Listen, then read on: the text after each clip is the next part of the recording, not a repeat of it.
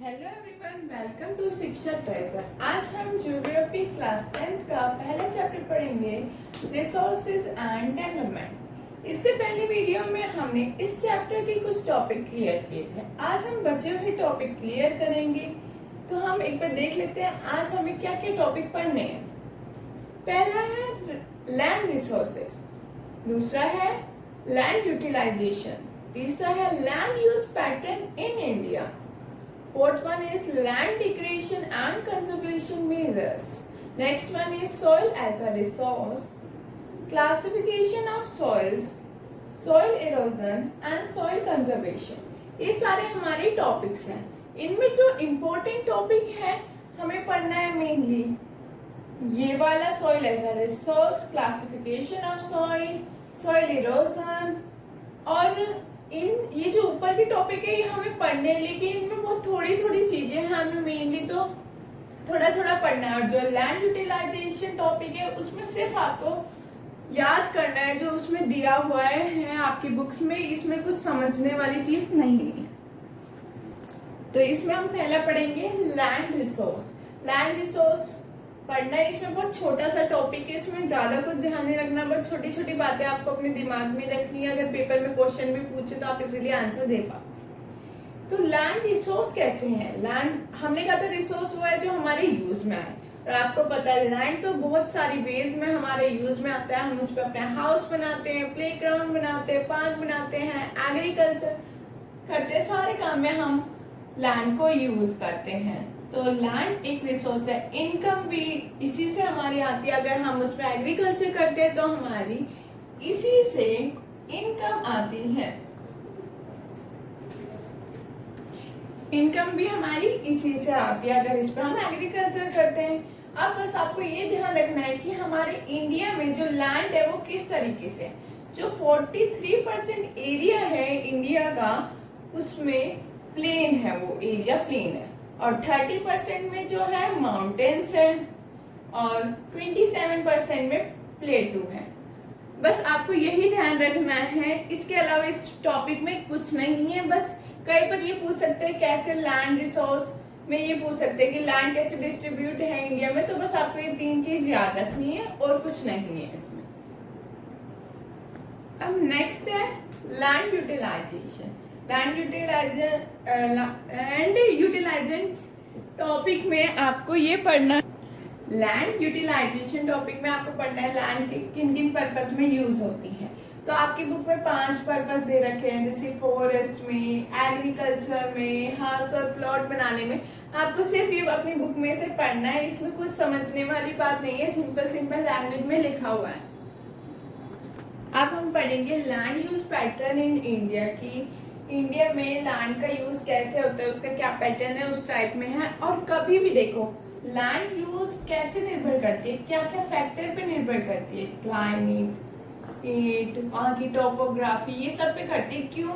क्योंकि अगर देखो कहीं पर लैंड अच्छी है, प्लेन है, फर्टाइल है, लेकिन वहाँ का टेम्परेचर इतना गर्म है या बहुत ज्यादा ठंडा है, तो हम उस पर एग्रीकल्चर नहीं कर पाएंगे, हमें बहुत सारी डिफिकल्टी होगी। तो इतना जितना उस पर एग्रीकल्चर होना चाहिए उतना नहीं हो पाता, इसलिए इसके कई सारे फैक्टर हैं, उन पे निर्भर करता है लैंड का यूज।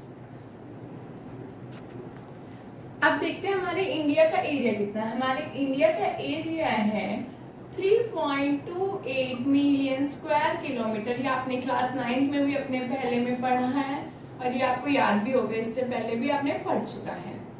ये तो हमारा हो गया इंडिया का एरिया।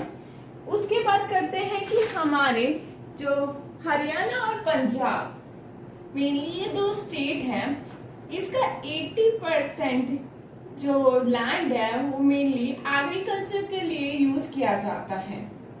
और ऐसे ही 10% मणिपुर, ऐसे काफी सारे स्टेट का है, उनका यूज किया जाता है। इसके बाद एक आती है forest policy, national forest policy.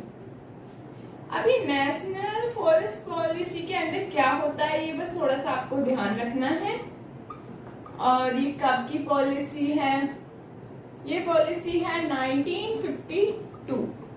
इस पॉलिसी में क्या होता है? इस पॉलिसी का मेनली जो एम होता है वो होता है किसी भी कंट्री में फॉरेस्ट को बढ़ाना। किसी भी कंट्री के लिए 33% फॉरेस्ट होना चाहिए। अगर हम कहीं उस कंट्री में बहुत सारा फॉरेस्ट है या जितना एक कंट्री को चाहिए होता है फॉरेस्ट, उतना 33% होना चाहिए। लेकिन हमारे इंडिया में अब तक भी वो मुश्किल से जाके 27% हुआ है, अभी भी वो कम है। और ये नेशनल फॉरेस्ट पॉलिसी यही काम करती है, ये फॉरेस्ट को इंक्रीज करने में मोटिवेट करती है लोगों को, इसका यही काम होता है। इस टॉपिक में बस इतना ही पढ़ना है, यही 2-3 मेन पॉइंट्स है इसके। अब हम पढ़ेंगे land degradation and conservation measures. इसमें क्या है, लैंड कैसे कम होती जाती है, मतलब फॉरेस्ट की लैंड कम होती जाती है। हम देख रहे हैं फॉरेस्ट धीरे धीरे कम हो रहा है, इस टाइप की प्रॉब्लम्स होती है। इसमें ये प्रॉब्लम किस कारण से आती है, मेनली ग्रेजिंग के कारण से आती है, माइनिंग के कारण से आती है। वैसे ये जो टॉपिक है इसमें से क्वेश्चन बहुत कम आते हैं, लेकिन बस ये थोड़ी थोड़ी बातें हैं, ये कई बार पूछ लेते हैं, वरना इसमें से ऐसा कोई क्वेश्चन नहीं आने वाला है। ये 2-3 तरीके से ग्रेजिंग और माइनिंग से कम होती रहती है लैंड्स आपकी। माइनिंग, उसके बाद है कि आप कंजर्वेशन हम कैसे कर सकते हैं। और उससे पहले एक और चीज है कि जैसे हरियाणा और पंजाब में जो लैंड डिग्रेडेशन होती है वो किस कारण से होती है, ओवर इरिगेशन ज्यादा होने के कारण से यहाँ पर लैंड डिग्रेडेशन होती है।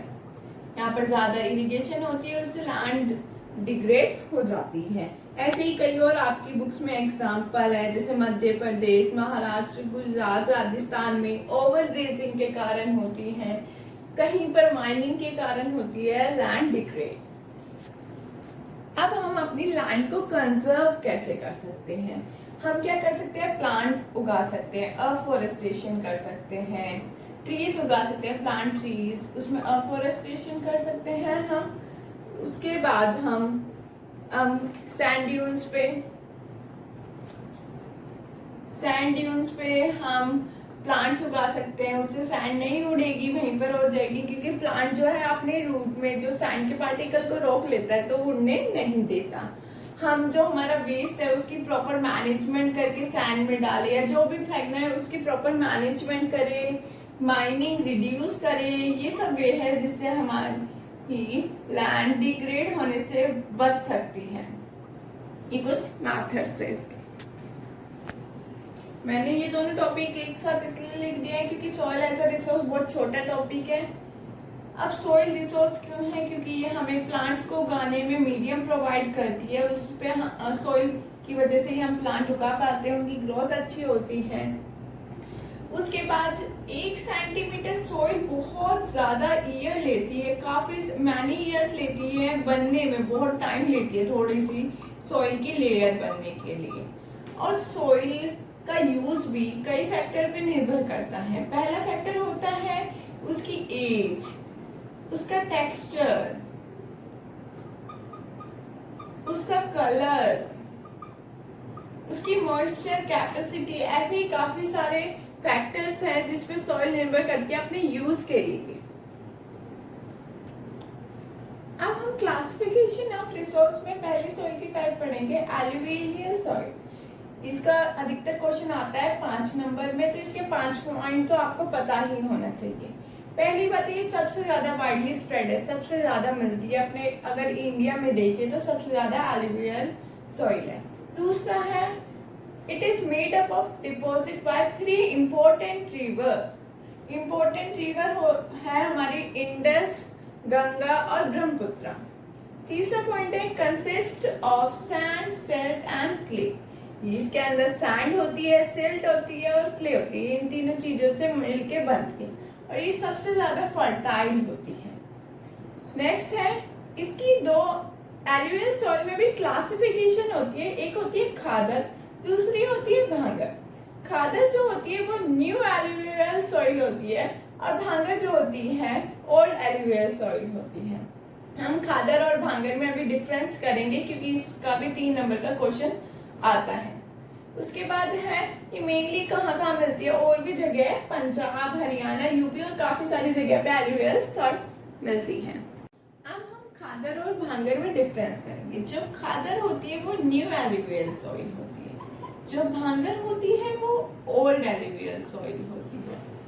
उसके बाद जो खादर होती है वो रिवर के पास मिलती है, और जो हमारी भांगर होती है वो रिवर के दूर मिलती है, फार फ्रॉम रिवर।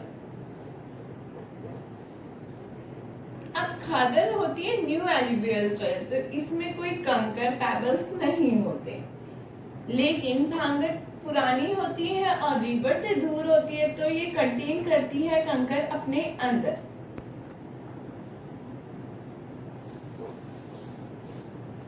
अब हम बात करेंगे ब्लैक सॉइल की। ब्लैक सॉइल में भी वही 5-6 पॉइंट है, आपको मेनली 5 पॉइंट कोड भी याद रखने हैं अपने एग्जाम्स के लिए, क्योंकि इसमें भी 5 नंबर का क्वेश्चन आ सकता है। पहला है black soil, black in colour. ये ब्लैक कलर में होती है, वो तो आपको इसके नाम से ही इजीली याद रहेगा। इसको रिगोर बोलते हैं, सॉरी रिगोर नहीं, रीगर बोलते हैं, और ये कॉटन के लिए बहुत सुटेबल होती है, तो इसको हम ब्लैक कॉटन सॉइल भी बोलते हैं। इन दोनों पॉइंट से एक एक नंबर के क्वेश्चन भी आ सकते हैं। और ये क्लेई पार्टिकल की बनी हुई होती है, तो ये बहुत चिकनी होती है। उसके बाद ये मॉइस्चर भी अपने अंदर अच्छे से होल्ड कर पाती है। ये काफी न्यूट्रिएंट्स होते हैं इसके अंदर, calcium carbonate, potash, lime etcetera. और ये कहाँ कहाँ पर मिलती है? गुजरात, एमपी, महाराष्ट्र और कई राज्यों में ये मिलती है। अब हम सॉइल की नेक्स्ट क्लासिफिकेशन पे आएंगे, जो है red and yellow soils. Red and yellow soils में ऐसा कुछ नहीं है, इसमें बस सिंपल 1-2 लाइंस लिखी हुई है।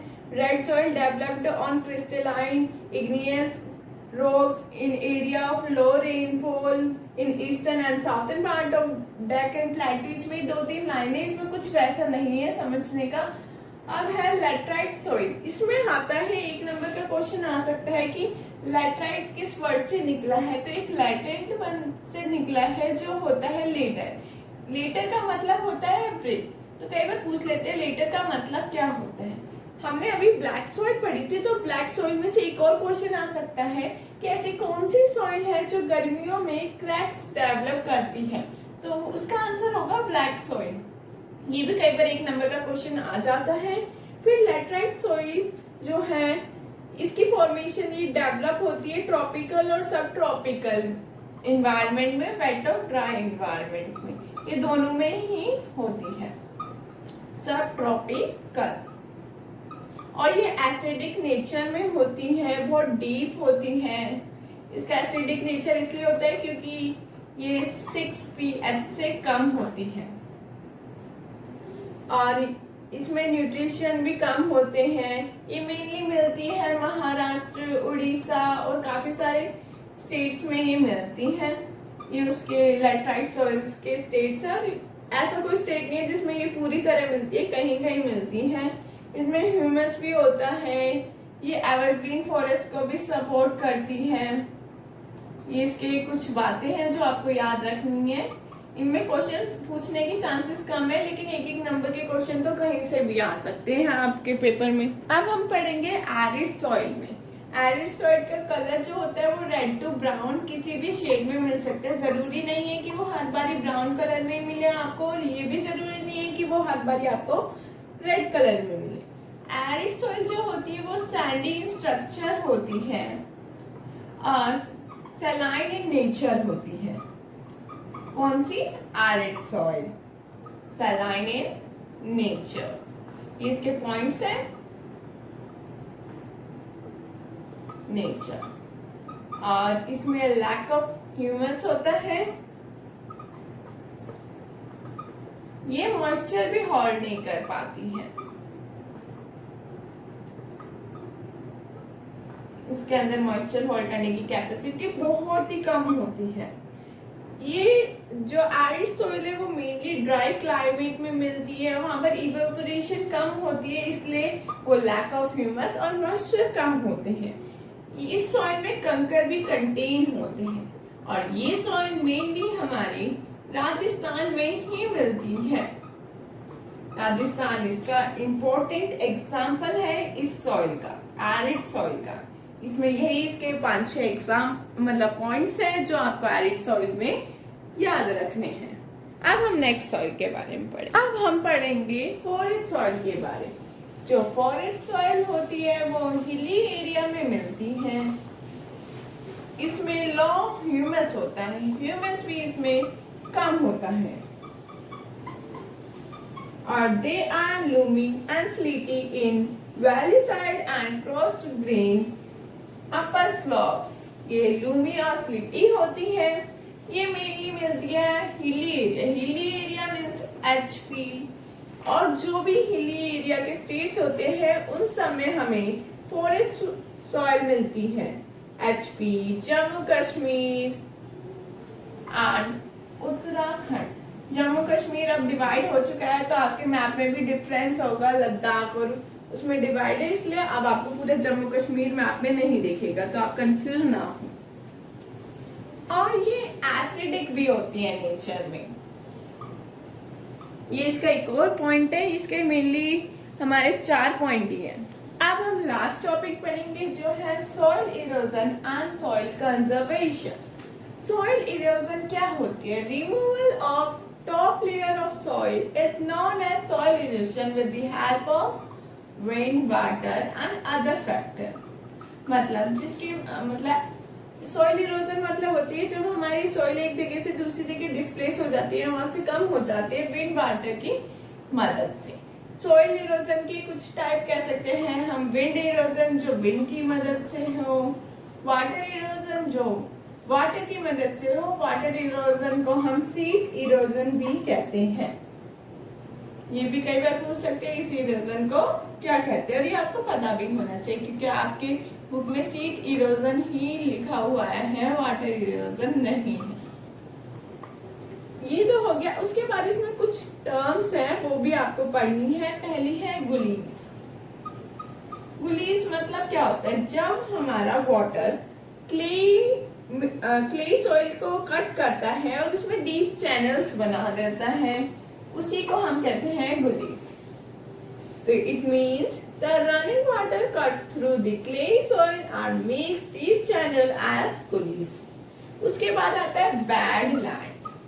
बैड लैंड क्या होती है? बैड लैंड मतलब जो सॉइल एग्रीकल्चर के लिए, कल्टीवेशन के लिए अनफिट होती हैं, उसी को हम बैड लैंड बोलते हैं।